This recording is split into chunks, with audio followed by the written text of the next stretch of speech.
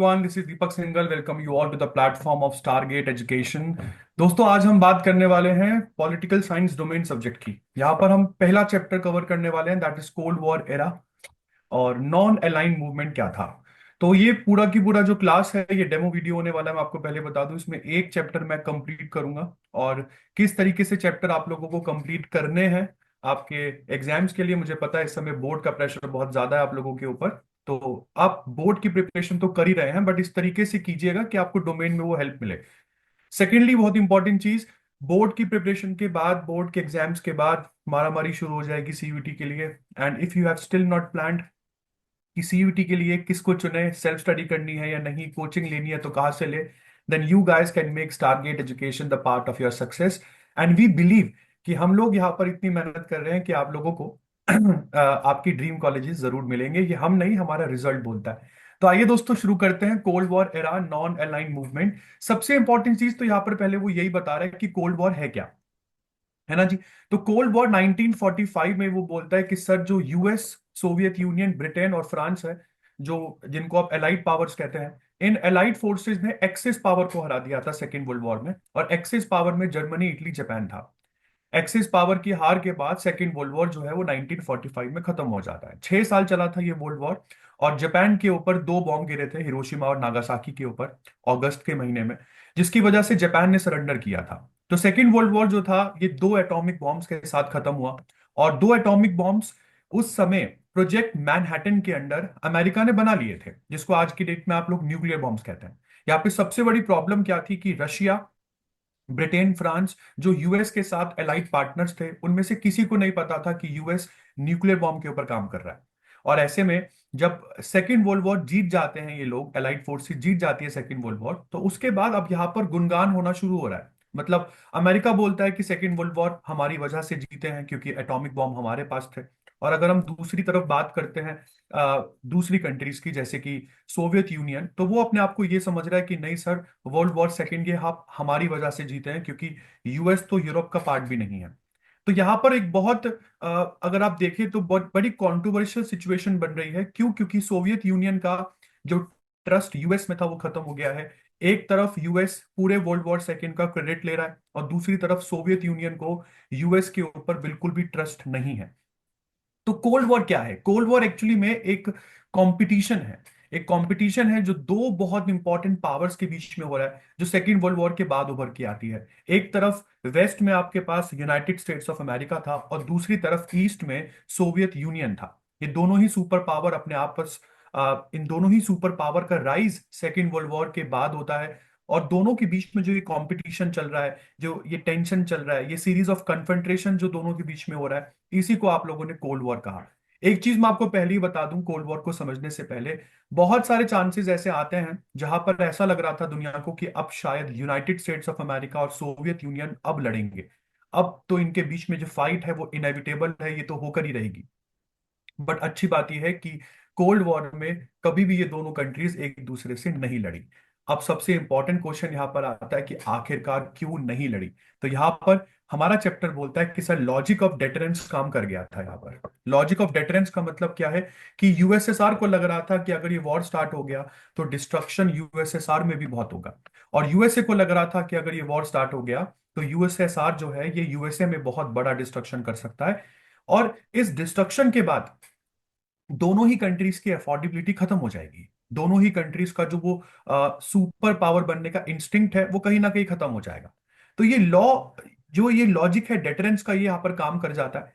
हालांकि ये दोनों सुपर पावर जो हैं ये पूरे कोल्ड वॉर के एरा में एक दूसरे को जरूर यहाँ पर पोक कर रहे हैं, प्रोवोक कर रहे हैं कि वॉर आप स्टार्ट करें, खत्म हम करेंगे, बट ऐसा कुछ हुआ नहीं। एक्सपर्ट्स का मानना यह भी है कि सुपर पावर्स के बीच में ये वॉर केवल पावर की वॉर नहीं थी, ये वॉर उनकी आइडियोलॉजी की भी वॉर थी। क्योंकि यूएसए की आइडियोलॉजी थी कैपिटलिस्ट और यूएसएसआर की आइडियोलॉजी थी कम्युनिस्ट। कैपिटलिस्ट कंट्रीज वो थी जहां पर आप देखते हैं कि फ्री कंपटीशन होता है, जहां पर गवर्नमेंट का इंटरफेरेंस मार्केट के ऊपर खत्म हो जाता है और जो गवर्नमेंट है वो सभी लोगों को फ्री छोड़ देती है कि आप अपने हिसाब से कॉम्पिटिट करें। जबकि कम्युनिस्ट कंट्री एक तरीके से ऐसी कंट्री होती है जहां पर गवर्नमेंट सोसाइटी के हर स्फीयर में, इकोनॉमी के हर स्फीयर में गवर्नमेंट बहुत इंटरफेयर करती है।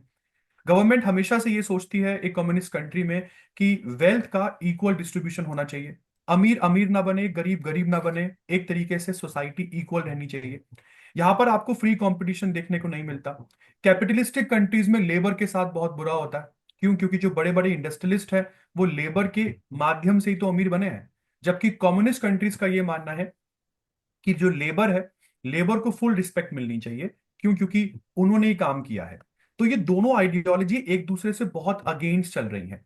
तो बहुत से एक्सपर्ट्स कहते हैं कि ये कोल्ड वॉर कंपटीशन तो है, ये पावर को दिखाने का कंपटीशन तो है, बट कहीं ना कहीं ये कंपटीशन आइडियोलॉजी का कंपटीशन ज्यादा है। कहीं ना कहीं यूएसए ये सोच रहा है कि मेरी आइडियोलॉजी महान है, तो सारी कंट्री डेमोक्रेटिक और कैपिटलिस्टिक कंट्रीज होनी चाहिए। और कहीं ना कहीं यूएसएसआर को ये लग रहा है कि नहीं सर, कैपिटलिस्टिक और डेमोक्रेसी बेकार है, कम्युनिस्ट सोच वाली कंट्री सबसे बेहतर होती है। तो कोल्ड वॉर एक इंटेंस वॉर नहीं था, बट हाँ, एक लॉजिक यहाँ पर काम कर गया था। क्योंकि दोनों साइड्स के पास कैपेसिटी थी, दोनों साइड्स यहाँ पे रिटेलिएट कर सकती थी, बट दोनों को कहीं ना कहीं ये लग रहा था कि अगर ये वॉर स्टार्ट हो गया तो दोनों ही कंट्रीज की अफोर्डेबिलिटी, दोनों ही कंट्रीज का सुपर पावर बनने का वो सपना, वो इंस्टिंक्ट कंटिन्यू नहीं रह सकता है। तो कोल्ड वॉर में, जैसे कि मैं दोस्तों आपको बता रहा था, कई सारे ऐसे मौके आए जब दुनिया को लग रहा था कि अब तो कोल्ड वॉर होके, मतलब अब तो ये थर्ड वर्ल्ड वॉर होके रहेगा। और उसमें एक इवेंट आपके पास आता है, क्यूबा मिसाइल क्राइसिस।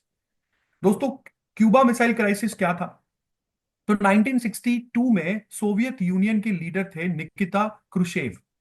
निकिता क्रुशेव ने क्या किया, अमेरिका के जस्ट बगल में आपको एक आइलैंड दिखेगा जिसको क्यूबा कहते हैं। अभी मैं आपको मैप में दिखा रहा हूं, इस आइलैंड को देखना।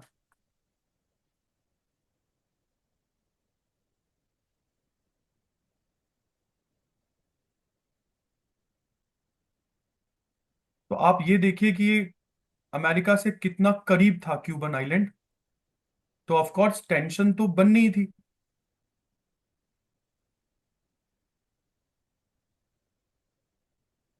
आप अगर स्क्रीन देख पा रहे हैं मेरी, तो यहां पर आपको क्यूबा दिख रहा होगा जिसकी कैपिटल हवाना है, और ऊपर आपको यूनाइटेड स्टेट्स ऑफ अमेरिका दिख रहा होगा। भाई, आप देखो कितना पास में है क्यूबा यहाँ पर। ठीक है जी, अब यहाँ पर इस कंटेंट को बढ़ते हैं, क्या हुआ था। तो निकिता क्रुशेव 1962 में जो क्यूबा है वहां पर कुछ न्यूक्लियर मिसाइल जो है वो प्लेस कर देता है।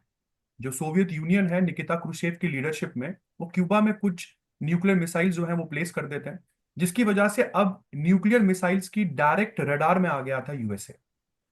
तो क्यूबन मिसाइल क्राइसिस एक बहुत ही हाई पॉइंट माना जाता है कोल्ड वॉर का, जब पूरी दुनिया को ये लगना शुरू हो गया था कि अब तो ये वॉर होके रहेगा, ये वॉर इनएविटेबल है, ये इसको कोई रोक नहीं सकता है। क्यों? क्योंकि जब यूनाइटेड स्टेट्स ऑफ अमेरिका को ये बात पता लगी कि उसकी नाक के नीचे से यूएसएसआर ने क्यूबा में मिसाइल जो है वो डिप्लॉय कर दी है, तो यहां पर अमेरिका बहुत पैनिक में हो जाता है।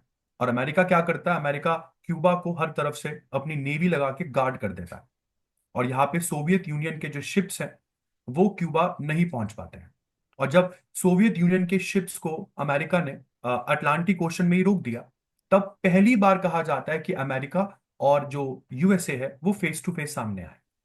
तो क्यूबन मिसाइल क्राइसिस, जैसे कि आपको लग रहा है, एक बहुत ही हाई पॉइंट था कोल्ड वॉर का, जब दुनिया भर को ये लगना शुरू हो गया था कि अब तो कुछ नहीं हो सकता है, अब तो ये वॉर होके ही रहेगा। बट एक बहुत इंपॉर्टेंट चीज आपको क्यूबन मिसाइल क्राइसिस से पहले पढ़नी है, वो क्या है। जब यूएसए और यूएसएसआर आपस में कॉम्पिटिट कर रहे हैं कि किसकी आइडियोलॉजी बेटर है, मतलब किसका गवर्नमेंट का स्टाइल बेटर है, किसके पास ज्यादा पावर है, यही सब चीजें सोचकर इन्होंने दुनिया को बांटना शुरू कर दिया। यूएसए ने एक संगठन बनाया जिसका नाम था नेटो, और उसी तरीके से यूएसएसआर जो है वो भी अपना एक संगठन बना रहा है जिसका नाम था डब्ल्यूटीओ। और सारी की सारी बात घूमकर आ गई है थर्ड वर्ल्ड कंट्रीज पर। थर्ड वर्ल्ड कंट्रीज वो जो 1947 के बाद अब फ्री होने वाली है। ये लोग इन कंट्री से पूछ रहे हैं कि आप बताइए, आपकी समझ में कौन सी कंट्री, कौन सी गवर्नमेंट ज्यादा बेटर है। अब मुझे ये बताइए कि आप अभी अभी आजाद हुए हैं, क्या आप इस कंडीशन में होंगे कि आप ये डिसाइड कर पाए कि कौन सी आइडियोलॉजी, कौन सा गवर्नमेंट स्टाइल आपके लिए बेटर रहेगा। तो एक तरीके से पूरी दुनिया को इन दोनों कंट्रीज ने दो खेमों में बांट दिया, दो ग्रुप्स में बांट दिया। यहां पर वो अलायंस जो यूएस रिप्रेजेंट कर रहा था, उसको आप लोग एक तरीके से वेस्टर्न अलायंस कह सकते हैं। वेस्टर्न अलायंस का दूसरा नाम नेटो हो सकता है। और इस वेस्टर्न अलायंस जिसका हेड यूएसए था, उसकी रिप्रेजेंटेशन यूएसए कर रहा था, और वो दो ही आइडियोलॉजी को बार बार लोगों के सामने रख रहा था, दैट इज डेमोक्रेसी और कैपिटलिज्म। जबकि यूएसएसआर ने जो ईस्टर्न अलायंस बनाई, जिसको डब्ल्यूटीओ यहां पर कहा जाता है, वो यहां पर दो आइडियोलॉजी पोर्ट्रे कर रही है, that is socialism and communism. तो क्यूबन मिसाइल क्राइसिस, जैसे कि मैंने आपको बताया, ये कोल्ड वॉर का बिल्कुल हाई पॉइंट माना जाता है। चलिए, अब सबसे इंपॉर्टेंट क्वेश्चन हमारे दिमाग में ये आता है कि सर आखिरकार यूएसए और यूएसएसआर, ये दो पावर ब्लॉक्स एमर्ज हुए कैसे? तो जैसे कि मैंने आपको पहले ही बता दिया कि सेकेंड वर्ल्ड वॉर खत्म होने के बाद यूएसए क्रेडिट ले रहा है कि ये वॉर मैंने खत्म करवाई है, यूएसएसआर क्रेडिट ले रहा है कि ये वॉर हमने खत्म करवाई है। यूएस बोल रहा है कि हमारे एटॉमिक बॉम्ब्स ने ये सारा काम किया है, और यूएसएसआर बोल रहा है कि सर हमारी फोर्सेस लड़ी हैं, इसलिए ये वॉर खत्म हुई है। और इसी क्रेडिट सिस्टम की वजह से दुनिया में दो पावर ब्लॉक्स एमर्ज होते हैं, जिनको दो सुपर पावर्स कहा जाता है। इसमें वेस्टर्न सुपर पावर है यूएसए, और ईस्टर्न सुपर पावर थी यूएसएसआर। अब आप और मैं आपस में कंपटीशन कर रहे हैं, जीतेगा तो वही ना जिसके फॉलोवर ज्यादा हो। और इसी फॉलोअर्स को जीतने की रेस में इन दोनों ने पूरी दुनिया को डिवाइड करना शुरू कर दिया। जैसे सबसे पहले मैं यूएस के बारे में आपको बता दूं, यूएस ने यहां पर नेटो बनाया। नेटो अप्रैल 1949 में बना था। उस समय नेटो में केवल 12 स्टेट्स थे। आज की डेट में नेटो में 32 कंट्रीज हो गई हैं, ये भी आपको बता दूं। और अगर मैं यूएसएसआर की बात करता हूं, तो यूएसएसआर यहाँ पे वार्सो पैक्ट बनाता है, जिसको डब्ल्यूटीओ कहते हैं। इसको ईस्टर्न अलायंस कहा जाता है। और यूएसएसआर ने इस अलायंस को नेटो को रिटेलिएट करने के लिए बनाया था। मतलब यहाँ पे यूएसए यूएसए नेटो बनाता है, तो दूसरी तरफ यूएसएसआर नेटो को काउंटर करने के लिए डब्ल्यूटीओ बनाता है, वार्सो ट्रीटी ऑर्गेनाइजेशन, जिसको वार्सो पैक्ट भी कहते हैं आप लोग। नेटो बनता है 1949 में, तो डब्ल्यूटीओ को बनाया जाता है 1955 में। अब आपको यहां पर एक बात तो समझ में आ रही होगी कि पूरी दुनिया को ये लोग बांटने में लगे हुए हैं। इसी तरीके से नेटो और डब्ल्यूटीओ के अलावा कुछ और अलायंस सिस्टम यूएसए ने दुनिया जहान में बनवाए। जैसे अगर हम यूएसए की बात करते हैं, तो यूएसए ने ईस्ट, साउथ ईस्ट एशिया और वेस्ट एशिया, यहां पर भी कई सारी अलायंसेस बनवाई। जैसे एक का नाम है सियाटो, जिसका मतलब है South East Asia, South East Asian treaty organization. और दूसरी का नाम है सेंटो। सेंटो का मतलब है सेंट्रल ट्रीटी ऑर्गेनाइजेशन। बिल्कुल, ये यूएसए की मदद से बनने वाले दो संगठन थे। हालांकि इनकी कंट्रीज नेटो की मेंबर नहीं है, बट यूएसए ने अपने इन्फ्लुएंस को यहां पर पोर्ट्रे किया, और दुनिया में दो ग्रुप्स और बनवा दिए, दैट इज सियाटो और सेंटो, ताकि यूएसएसआर के डब्ल्यूटीओ को अच्छे से काउंटर किया जा सके। तो अब कोल्ड वॉर का आपको जो आइडिया है, ये तो हो ही गया होगा कि कितना खतरनाक तरीके से ये दोनों कंट्रीज आगे बढ़ रही हैं। तो कोल्ड वॉर कहते किसे हैं? तो कोल्ड वॉर सर जनरली उन क्राइसिस को कहते हैं, ऐसी चीजों को कहते हैं, जब ऐसा लगना शुरू हो गया था कि यूएस और यूएसएसआर एक दूसरे से डायरेक्ट कन्फ्रंट्रेशन करना भी नहीं चाहते, बट इनडायरेक्टली दूसरे को प्रोवोक भी कर रहे हैं कि वॉर आप स्टार्ट कीजिए, खत्म मैं करूं। यहां तक समझ में आता है। जबकि कई सारे ऐसे चांसेस हुए हैं हिस्ट्री में, जब यूएस और यूएसएसआर दोनों डायरेक्टली एक दूसरे के सामने खड़े हो गए थे। और जैसे कि मैंने आपको पहले भी बताया कि वॉर क्यों नहीं स्टार्ट हुई, क्योंकि कहीं ना कहीं लॉजिक ऑफ डेटरेंस काम कर गया था। दोनों को ये बात पता थी कि दोनों के पास कैपेसिटी है, दोनों के पास इस समय तक न्यूक्लियर बॉम्ब्स आ चुके हैं। वो बात अलग है कि यूएसए ने पहले डेवलप कर लिए थे, यूएसएसआर बाद में डेवलप कर लेता है। दोनों के पास न्यूक्लियर बॉम्ब्स है, और अगर ये वॉर हुआ तो दोनों ही कंट्रीज में डिस्ट्रक्शन बहुत बड़े लेवल का होगा। तो डायरेक्ट कन्फ्रंट्रेशन यूएस और यूएसएसआर के बीच कब कब हुआ? हमारा चैप्टर बोलता है सर कोरिया में 1950 से 53 पहला। फिर बर्लिन में होता है, बर्लिन में 1958 से 62। उसके बाद आपके पास क्यूबा आ जाता है 1962 में, क्यूबा। तो ये सब कुछ डायरेक्ट न्यूक्लियर कन्फ्रंटेशंस थे, जो आप लोग यहां पर देखने को आपको मिलता है। अब यहां पर एक बहुत समझदारी वाला काम किया दोनों ही साइड्स ने। दोनों ही साइड्स ने ये सोचा कि सर एक काम करते हैं, लड़ तो हम रहे हैं, कंपटीशन तो हम दोनों ही कर रहे हैं, बट जैसे जैसे यूएस अपनी आर्म्स बढ़ाता जा रहा था, यूएसएसआर भी अपना खर्चा बढ़ाता जा रहा था। मान के चलो कि अगर यूएसए ने 10 वेपन्स बना ली, तो उसके रिटेलिएशन में यूएसएसआर 12 वेपन्स बना रहा है।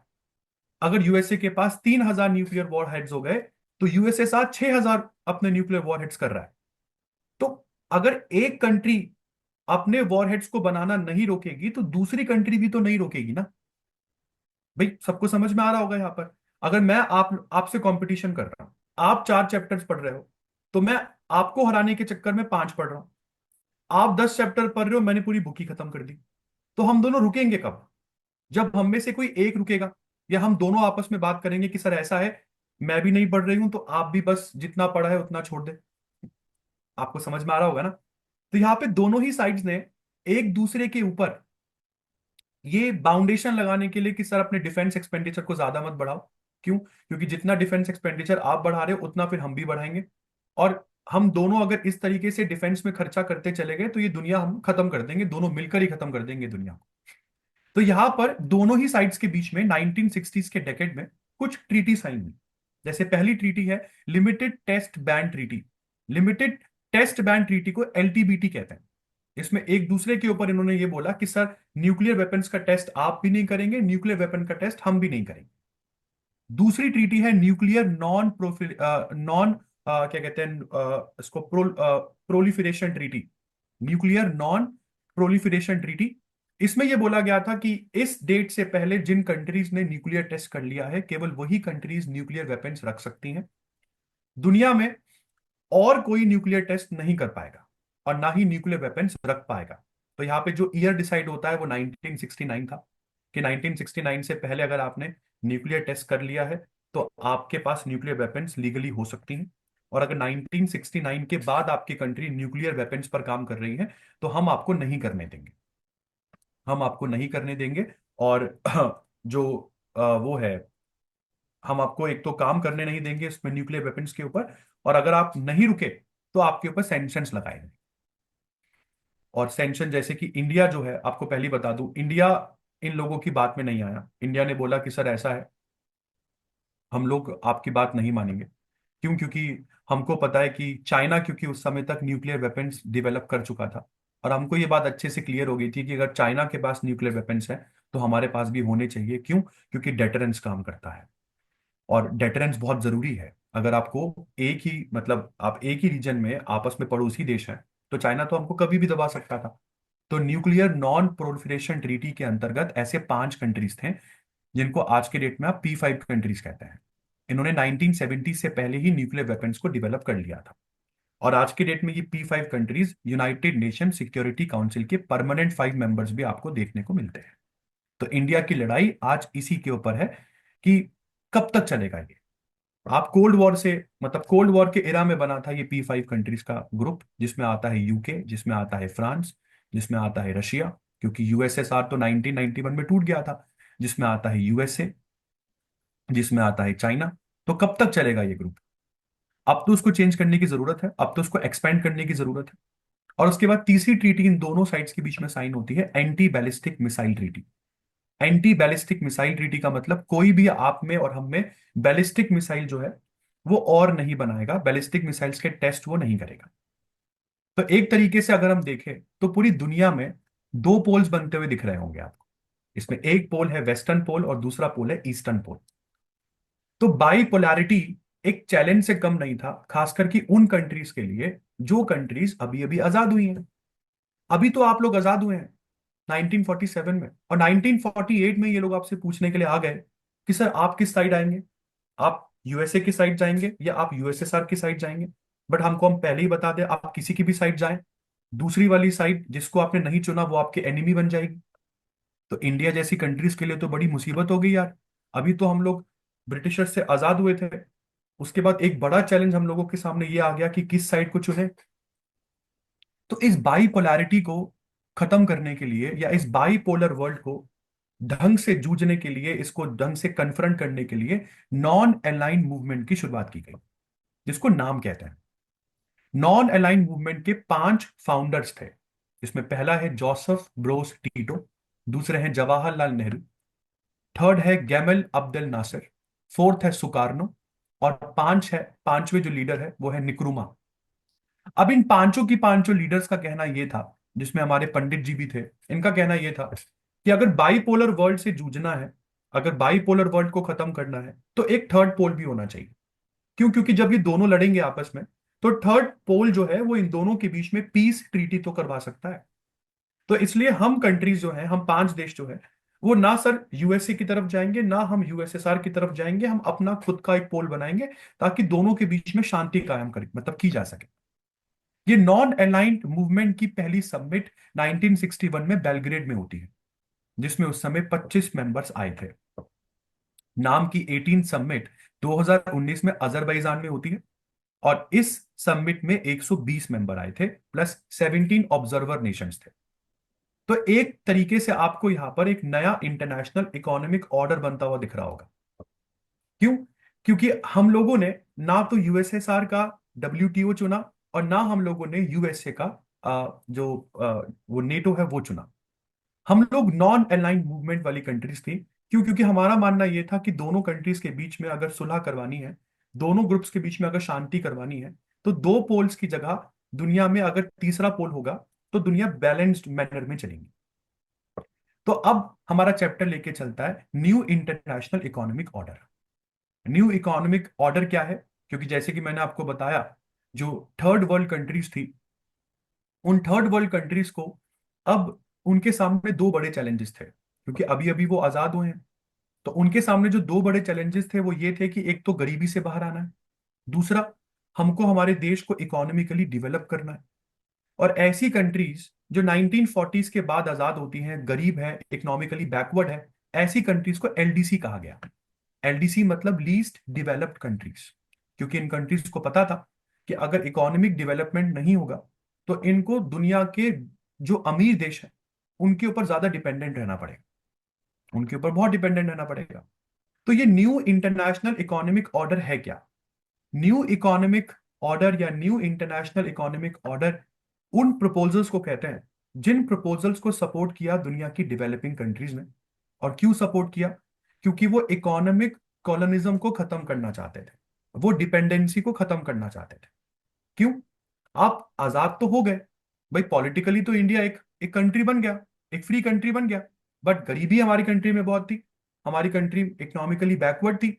तो अगर दुनिया के अमीर देशों के ऊपर आप लोगों को डिपेंडेंट रहना पड़े, तो एक तरीके से आप गुलामी की जंजीरें तोड़कर फिर गुलाम बन गए ना।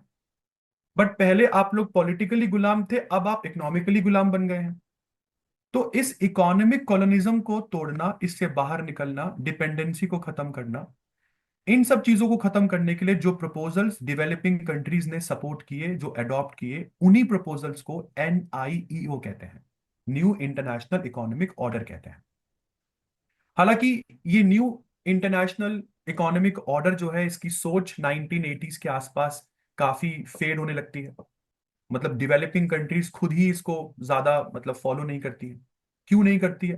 क्योंकि हमारा चैप्टर बोलता है कि सर, ये जो न्यू इंटरनेशनल इकोनॉमिक ऑर्डर की सोच जो फेड हो रही है, ये इसलिए हो रही है क्योंकि डेवलप्ड कंट्रीज की तरफ से काफी ऑपोजिशन आने लगता है 1980s के आसपास। जो डेवलप्ड कंट्रीज हैं वो काफी अपोज करती है NIEA को। और NIEA को अपोज करने का मतलब आप समझ सकते हैं कि इन्होंने डेवलपिंग कंट्रीज के ऊपर 1980s में प्रेशर बनाया होगा। क्यों? क्योंकि ये नहीं चाहते हैं कि डेवलपिंग कंट्रीज डेवलप्ड कंट्री के बगैर चल सके। सोचो ना, अगर दुनिया में सभी डेवलप्ड हो गए तो ऐसे में ना मुझे आपकी जरूरत पड़ेगी और ना आपको मेरी पड़ेगी। तो हम किस तरीके से पैसा कमाएं? डेवलप्ड कंट्री कभी भी आपकी दोस्त नहीं होती। वो हमेशा चाहती है कि आप गरीब के गरीब बने रहे। क्यों? क्योंकि आप गरीब बने रहेंगे तो ऐसे में फायदा उस देश का होगा। यहाँ पे आपको समझ में आ रहा होगा। तो इंडिया और कोल्ड वॉर, इन दोनों के बीच में क्या रिलेशन है, अब हमारा चैप्टर ये बताता है। भाई, क्योंकि इंडिया जो है वो नॉन अलाइंड मूवमेंट का एक फाउंडिंग मेंबर है, और हमारे सामने एक बड़ा चैलेंज ये था, जब हम नॉन अलाइंड मूवमेंट की स्थापना कर रहे थे तब कोल्ड वॉर चल ही रहा था। तो सबसे पहले तो इंडिया ने क्या किया? इंडिया ने अपने आप को दोनों ही अलायंसेस से दूर रखा। और दूसरी चीज, हम लोगों ने वॉइस उठाई, हम लोगों ने वॉइस उठाई उन सब कंट्रीज के अगेंस्ट जो इन सब अलायंसेस का पार्ट बन रही थी। हम लोगों ने सबसे पहले काम क्या किया? इंडिया एज ए नेशन, हम लोग सबसे पहले तो दोनों अलायंसेस से दूर रहे। और दूसरा काम हम लोगों ने क्या किया? We raised the voice against the newly decolonize countries becoming the part of these alliances. वो देश जो आजाद हो रहे थे, नए नए आजाद हो रहे थे और दोनों अलायंसेस को ज्वाइन कर रहे थे, उन कंट्रीज के अगेंस्ट हम लोगों ने आवाज उठाई। हम लोग क्यों आवाज उठा रहे थे? क्योंकि यार, कहीं ना कहीं इंडिया जो है वो गरीबों का मसीहा यहाँ पर बन रहा है। इंडिया जो है वो कहीं ना कहीं चाहता है कि दुनिया में जो दो पोल्स है वो कभी ना रहे, क्योंकि ऐसे में दुनिया जल्दी खत्म हो जाएगी। अगर दुनिया में थर्ड पोल रहेगा तो एटलीस्ट दोनों पोल्स के बीच में जब भी कभी कॉन्फ्लिक्ट होंगे तो वो कॉन्फ्लिक्ट आप सॉल्व तो कर पाएंगे। तो इस नॉन अलाइंड मूवमेंट की वजह से इंडिया अपने इंटरनेशनल डिसीजंस ले पाया, और हम लोगों ने अपने इंटरेस्ट को सबसे पहले देखा, ना कि सुपर पावर्स के इंटरेस्ट को। भाई इंडिया की फॉरेन पॉलिसी इंडिपेंडेंट क्यों मानी जाती है? हम लोग अपनी फॉरेन पॉलिसी को इंडिपेंडेंट क्यों कहते हैं? हम अपनी फॉरेन पॉलिसी को इंडिपेंडेंट दोस्तों इसलिए कहते हैं क्योंकि हम लोगों ने सबसे पहले अपने इंटरेस्ट देखे कि इंडिया की भलाई किसमें है। हम लोगों ने सुपर पावर्स के इंटरेस्ट कभी नहीं देखे। और इंडिया की ये जो नॉन अलाइंड पॉलिसी थी, इसको बहुत लोगों ने क्रिटिसाइज भी किया, क्योंकि बहुत सी कंट्रीज का मानना था कि ये पॉलिसी के कोई प्रिंसिपल्स ही नहीं है, ये पॉलिसी की कोई प्रिंसिपल्स ही नहीं है, इससे अच्छा इस पॉलिसी को खत्म ही कर दिया जाए। बट इंडिया ने कभी नॉन अलाइंड मूवमेंट को खत्म होने नहीं दिया, और हम लोग दुनिया में थर्ड पोल बनाने में यहाँ पर सफल रहते हैं।